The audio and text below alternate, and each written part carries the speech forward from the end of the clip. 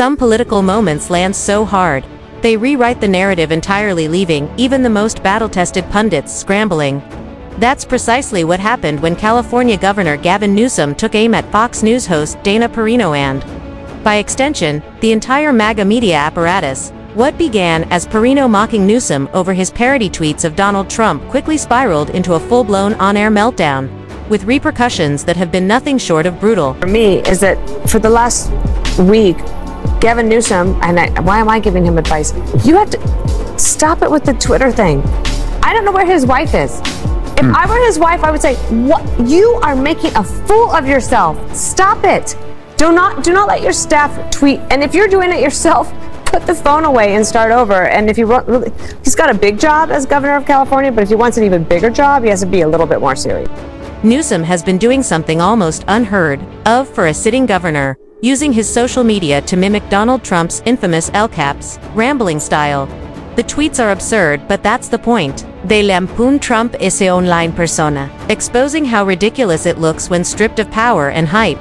Political commentator Jon Favreau noted that these parodies hit harder than traditional political messaging because they reach beyond hardcore political junkies. Regular folks see Newsom's exaggerated Trumpisms and laugh, both because they're funny and because they're true. Humor, Favreau said, is a surprisingly effective political weapon. But Fox News wasn't laughing. Dana Perino, former Bush press secretary turned Fox host, completely lost it on air. She scolded Newsom like a teacher reprimanding a student. If he wants a bigger job, he needs to be more serious, come up with original content, and stop copying. The problem, that's the whole point of parody copying, to reflect absurdity. Newsom wasn't trying to be original. He was holding up a mirror to Trump's ridiculousness, and the audience got the joke.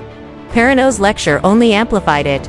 The irony is delicious. Trump built his career on mockery, insults, and over-the-top trolling. Now that someone on the left is using the same playbook against him, Fox can't handle it. And that was my point, is that if you're doing this and it's not authentic and you're trying to do somebody else who you say is Hitler and you think that we don't get the joke, oh no, we get the joke. It's just not fun. This is where the script truly flipped. After Perino's on-air tirade, Newsom's team went straight for the jugular, trolling her directly. They highlighted the hypocrisy of Fox hosts clutching their pearls over parody while ignoring Trump's genuinely unhinged online behavior. In effect, Newsom was saying, if my tweets are a problem, then where's your outrage over Trump's? Perino doubled down, insisting, oh, we get the joke. It's just not funny. But that wasn't a rebuttal, it was a confession. She wasn't disputing the parody's accuracy. She was admitting it hit hand. She hated how it made her side look. $20 billion, and then he just piecemeals things, and that's his strategy, and then he just crows on Twitter while the taxpayers pay for his little helpers to write the stuff that he can't. So I wish, Governor Newsom, that you would just get back to California and govern, because there's a lot of Californians that need right now a leader, one with a vertebrae, instead of someone that just follows Donald Trump. The chaos escalated. Jesse Watters waded in with bizarre commentary, likening Trump's antics to a Sunday school kid who loves cheeseburgers and candy, even while grudgingly admitting he's a bad boy. At one point, Watters absurdly claimed Trump isn't as bad as DY, who's facing sex trafficking charges. That comparison wasn't just ridiculous, it risked making Trump's scandals sound tame by association. Meanwhile, other Fox hosts and MAGA commentators kept hammering Newsom, accusing him of wasting time trolling while California wrestled with debt and wildfires. But the more they complained, the clearer it became. Newsom wasn't wasting time. He was living rent-free in their heads. Well, it's really all about getting into heaven. And I think he's kidding, but he's also partially serious. And that's why we love this Sunday school of thought, that if you just do good things, there's a chance. And it's like the guy likes cheeseburgers and candy and nicknames, and that's kind of why we relate to him, because he's so relatable and revels in these childlike moments.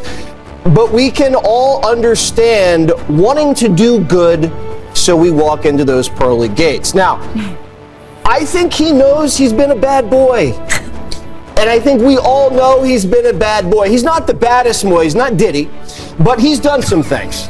And he knows the things, and we don't even know all the things he's done, but he knows. And after Butler, he believes he was saved. that God saved his life and that he is now on a mission from God to put America first. Fox News has spent years defending every outrageous Trump tweet, excuse, and insult. But the moment a Democrat uses parody to expose that absurdity, suddenly it's unserious and phony. Critics even tried to claim Newsom wasn't writing his own tweets, as if that disqualified him, but Trump himself rarely wrote many of his either. His staff did, especially the polished ones. That hypocrisy made Fox's outrage look even emptier. The real masterstroke wasn't just Newsom's parody, it was his willingness to engage Fox hosts on their own terms. When a MAGA rapper dropped a diss track targeting him, Newsom's press office hit back with a blunt, hilarious reply. "Bro, we get it, but he's not interested, stick to Grindr."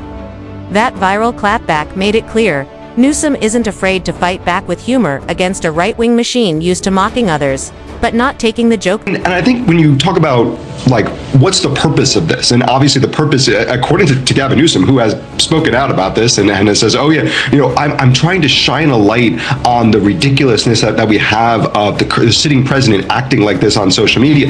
Well, then shouldn't he be focused on more important things in the world, like maybe doing for your state? I don't know. There's a massive wildfire earlier this year that still has not had any cleanup and rebuilding going on. We've seen.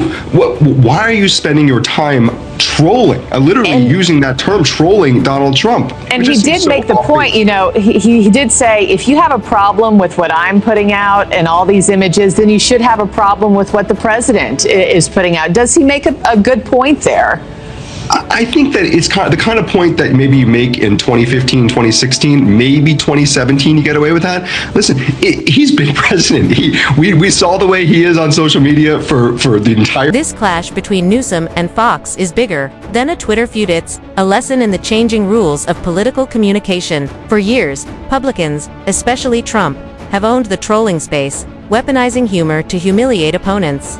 Democrats usually responded with policy lectures and moral outrage, which rarely went viral. Newsom's parody strategy proves that Democrats can fight back on the same battlefield. By mimicking Trump in his own style, he not only exposed the absurdity of Trump's persona but also baited Fox into revealing their double standards. They came to mock liberals and ended up being the punchline themselves. Here's the real takeaway. Newsom didn't defeat Dana Perino with a policy paper or debate point. He did it with humor. His parody tweets cut through the noise, exposed Trump's ridiculousness, and left Perino flailing. In minutes, she went from pundit to punchline. And once Fox hosts look like they can't take a joke, they're owning the lipstick collapses. Gavin Newsom just showed that sometimes the sharpest political weapon isn't anger or outrage, it's mockery. And Fox News never saw it coming.